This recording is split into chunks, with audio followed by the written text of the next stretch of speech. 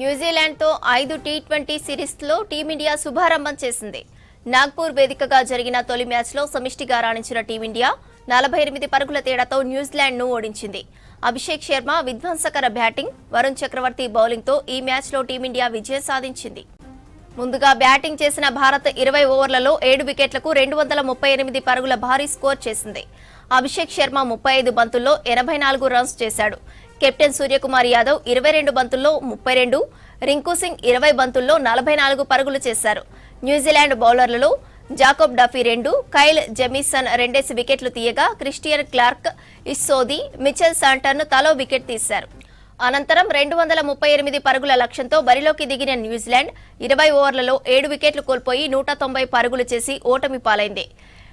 Glenn Phillips 40 బంతుల్లో 78 పరుగులు చేశాడు. భారత బౌలర్లలో వరుణ్ చక్రవర్తి 2, శివం దూబే 2 వికెట్లు తీయగా హర్షదీప్ సింగ్, హార్దిక్ పాండ్యా, అక్షర్ పటేల్ తలో వికెట్ పడగొట్టారు.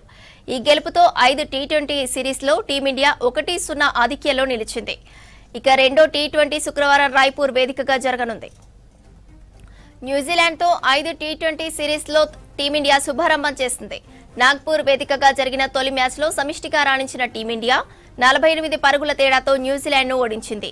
అభిషేక్ శర్మ విధ్వంసకర బ్యాటింగ్, వరుణ్ చక్రవర్తి బౌలింగ్తో ఈ మ్యాచ్లో టీమిండియా విజయం సాధించింది.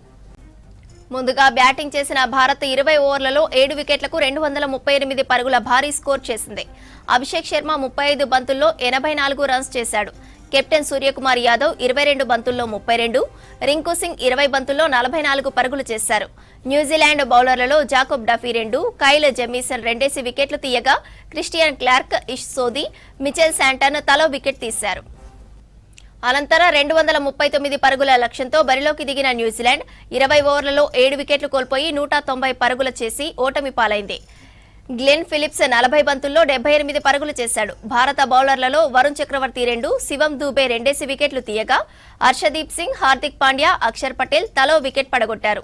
ఈ గెలుపుతో 5 టీ20ల సిరీస్లో టీమిండియా 1-0 ఆధిక్యంలో నిలిచింది. ఇక రెండో టీ20 శుక్రవారం రాయ్పూర్ వేదికగా జరగనుంది.